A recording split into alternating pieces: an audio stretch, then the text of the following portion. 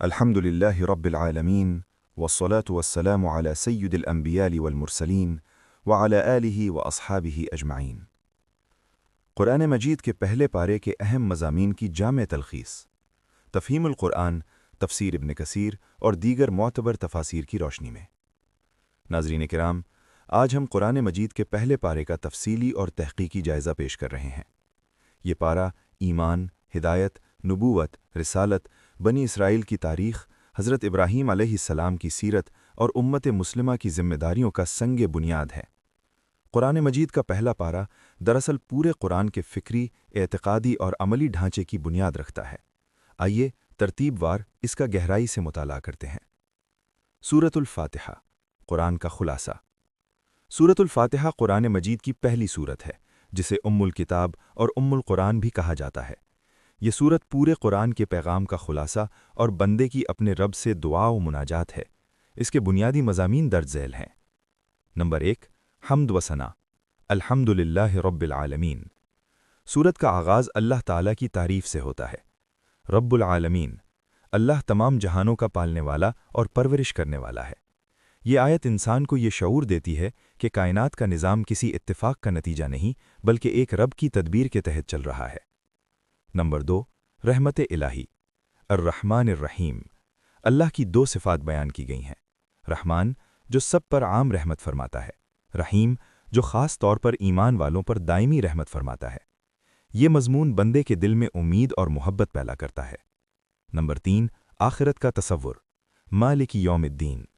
اللہ کو روز جزا کا مالک قرار دیا گیا۔ اس میں جواب دہی اور احتساب کا عقیدہ واضح کیا گیا ہے۔ انسان کو یاد دہانی کرائی گئی ہے کہ ایک دن اعمال کا حساب دینا ہوگا۔ نمبر 4، عبادت و استعانت، ایاک نعبد و ایاک نستعین۔ یہ سورت کا مرکزی نقطہ ہے۔ صرف اللہ کی عبادت، صرف اسی سے مدد طلب کرنا، یہ توحید خالص اور عملی بندگی کا اعلان ہے۔ نمبر 5، ہدایت کی دعا، اہدنا الصراط المستقیم۔ بندہ اللہ سے سیدھے راستے کی رہنمائی مانگتا ہے۔ صراط مستقیم سے مراد وہ راستہ ہے جو ایمان، اطاعت اور تقوی کا راستہ ہے۔ نمبر 6، کامیاب اور ناکام گروہوں کی نشاندہی، صراط الذین انعمت علیہم۔ ان لوگوں کا راستہ جن پر اللہ نے انعام فرمایا، انبیاء، صدیقین، شہداء، صالحین، اور ان سے بچنے کی دعا جنہوں نے غضب یا گمراہی کا راستہ اختیار کیا۔ سورۃ البقرہ آیات 1 سے 20 تک۔ انسانوں کی 3 اقسام۔ سورۃ البقرہ کی ابتدائی آیات انسانوں کو 3 گروہوں میں تقسیم کرتی ہیں۔ نمبر 1، متقین، ایمان بالغیب، نماز قائم کرنا، رزق میں سے خرچ کرنا، آخرت پر یقین۔ تفہیم القرآن کے مطابق تقوی محض خوف نہیں بلکہ شعوری ذمہ داری کا احساس ہے۔ نمبر 2، کافرین، ختم اللہ علی قلوبہم۔ ابن کثیر کے مطابق دلوں پر مہر ان کے مسلسل انکار کا نتیجہ ہے۔ نمبر 3، منافقین، یہ سب سے خطرناک گروہ ہے۔ ان کی علامت، زبان سے ایمان، دل میں کفر، فساد کو اصلاح کہنا، ایمان والوں کا مذاق۔ منافقت ایک اجتماعی بیماری ہے جو اسلامی معاشرے کو اندر سے کھوکھلا کرتی ہے۔ خلافت آدم، انسان کا مقام اور شیطان کا انکار، آیات 30 سے 39 تک۔ اب ہم اس اہم ترین حصے کی طرف آتے ہیں جو قرآن کے پہلے پارے کا فکری مرکز ہے۔ نمبر 1، اعلان خلافت۔ اللہ تعالیٰ نے فرمایا، انی جاعل فی الارض خلیفہ۔ فرشتوں نے عرض کیا، اتجعل فیہا من یفسد فیہا ویسفک الدماء۔ فرشتوں کا سوال۔ تفسیر ابن کثیر کے مطابق یہ اعتراض نہیں بلکہ حکمت سمجھنے کا سوال تھا۔ فرشتے اللہ کے فیصلے پر راضی تھے مگر مقصد جاننا چاہتے تھے۔ تفہیم القرآن کے مطابق یہاں انسان کو زمین کا بااختیار نمائندہ قرار دیا جا رہا ہے۔ نمبر 2، حضرت آدم علیہ السلام کی تخلیق۔ قرآن میں مختلف مقامات پر ذکر ہے کہ انسان مٹی سے، گارے سے، بجتی ہوئی کھنکھناتی مٹی سے بنایا گیا۔ یہ ظاہر کرتا ہے کہ انسان کی اصل خاک ہے، لہٰذا تکبر کی کوئی گنجائش نہیں۔ نمبر 3، اسماء کی تعلیم، وعلم آدم الاسماء کلہا۔ یہ آیت انسان کی اصل فضیلت بیان کرتی ہے۔ اسماء سے کیا مراد ہے؟ ابن کثیر کے مطابق اللہ نے آدم کو اشیاء کے نام، ان کی حقیقت اور استعمال سکھایا۔ یہ علم اشیاء، علم تصورات، زبان کی صلاحیت اور تجزیاتی قوت کی علامت ہے۔ یہی علم انسان کو فرشتوں پر فضیلت دیتا ہے۔ نمبر 4، علم کا امتحان۔ اللہ نے فرشتوں سے پوچھا، انبئونی باسماء ہؤلاء۔ فرشتوں نے کہا، سبحانک لا علم لنا الا ما علمتنا، یہ اعتراف عاجزی ہے۔ پھر آدم نے سب نام بتا دیے، یہ علم کی برتری کا اعلان تھا۔ نمبر 5، سجدہ تعظیمی۔ اللہ نے حکم دیا اسجدوا لآدم، تمام فرشتوں نے سجدہ کیا۔ کیا یہ عبادت تھی؟ ہرگز نہیں۔ تفسیر ابن کثیر کے مطابق یہ سجدہ تعظیمی تھا، عبادت نہیں۔ عبادت صرف اللہ کے لیے ہے۔ نمبر 6، شیطان کا انکار۔ ابا واستکبر وکان من الکافرین۔ شیطان نے کہا انا خیر منہ خلقتنی من نار وخلقتہ من طین۔ شیطان کی پہلی دلیل، میں آگ سے بنا، آدم مٹی سے بنا، یہ قیاس فاسد تھا۔ شیطان کا اصل جرم تھا نمبر 1، تکبر، نمبر 2، حکم الہی سے انکار، نمبر 3، اپنی رائے کو وحی پر ترجیح دینا۔ شیطان کی سوچ آج بھی زندہ ہے جب انسان وحی کے مقابلے میں اپنی عقل کو مطلق معیار بنا لیتا ہے۔ نمبر 7، آدم کا جنت میں قیام۔ اللہ نے فرمایا وَاسْكُنْ أَنْتَ وَزَوْجُكَ الْجَنَّةَ، لیکن ایک درخت سے منع فرمایا۔ نمبر 8، شیطان کا وسوسہ۔ شیطان نے کہا مَا نَهَاكُمَا رَبُّكُمَا عَنْ هَذِهِ الشَّجَرَةِ إِلَّا أَن تَكُونَا مَلَكَيْنِ أَوْ تَكُونَا مِنَ الْخَالِدِينَ۔ یہاں سے وسوسہ، دھوکہ اور فریب کا آغاز ہوا۔ نمبر 9، خطا اور توبہ۔ آدم سے لغزش ہوئی، مگر اہم بات یہ ہے کہ فَتَلَقَّى آدَمُ مِن رَبِّهِ كَلِمَاتٍ فَتَابَ عَلَيْهِ۔ آدم نے فوراً توبہ کی۔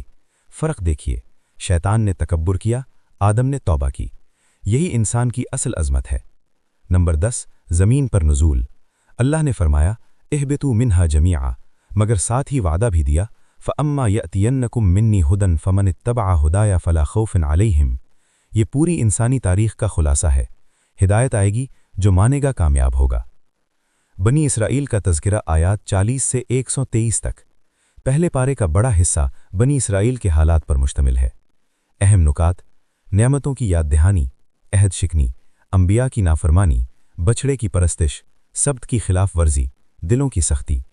تفسیر ابن کثیر میں تفصیل سے ذکر ہے کہ بنی اسرائیل کو بار بار معجزات دکھائے گئے مگر وہ بار بار انحراف کرتے رہے۔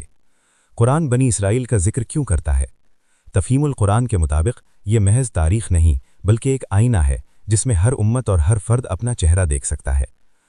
واقعہ بقرہ آیات 67 سے 73۔ سورۃ البقرہ کا نام اسی واقعے سے لیا گیا۔ بنی اسرائیل کو حکم ہوا کہ ایک گائے ذبح کریں، مگر انہوں نے سوالات پر سوالات شروع کر دیے۔ ابن کثیر لکھتے ہیں کہ یہ ان کی ضد اور حکم الہی سے فرار کا طریقہ تھا۔ یہ واقعہ ہمیں سکھاتا ہے دین میں غیر ضروری موشگافی اطاعت کو مشکل بنا دیتی ہے۔ قبلے کی تبدیلی کی تمہید، آیات 124 سے 141۔ یہاں حضرت ابراہیم علیہ السلام کی زندگی کا ذکر ہے۔ امامت کا وعدہ، انی جاعلک للناس اماما۔ ابراہیم نے پوچھا میری اولاد میں بھی؟ اللہ نے فرمایا لا ینال عہدی الظالمین۔ یہ اعلان ہے کہ قیادت نسب سے نہیں کردار سے ملتی ہے۔ خانہ کعبہ کی تعمیر، ابراہیم اور اسماعیل کی دعا ربنا تقبل منا۔ یہ ہمیں سکھاتا ہے کہ بڑے سے بڑا عمل بھی قبولیت کے بغیر بے معنی ہے۔ ملت ابراہیمی، یہودی اور نصرانی دعویٰ کرتے تھے کہ ہدایت انہی کے پاس ہے۔ قرآن اعلان کرتا ہے کہ اصل دین تو ابراہیم کا توحیدی دین تھا۔ پہلے پارے کے مرکزی مضامین: نمبر 1، ہدایت کا معیار تقوی، نمبر 2، ایمان بالغیب کی اہمیت، نمبر 3، نفاق کا خطرہ، نمبر 4، علم کی فضیلت، نمبر 5، بنی اسرائیل کی تاریخ سے سبق، نمبر 6، امامت اور قیادت کا اصول، نمبر 7، اطاعت الہی کی سادگی۔ اختتامی کلمات۔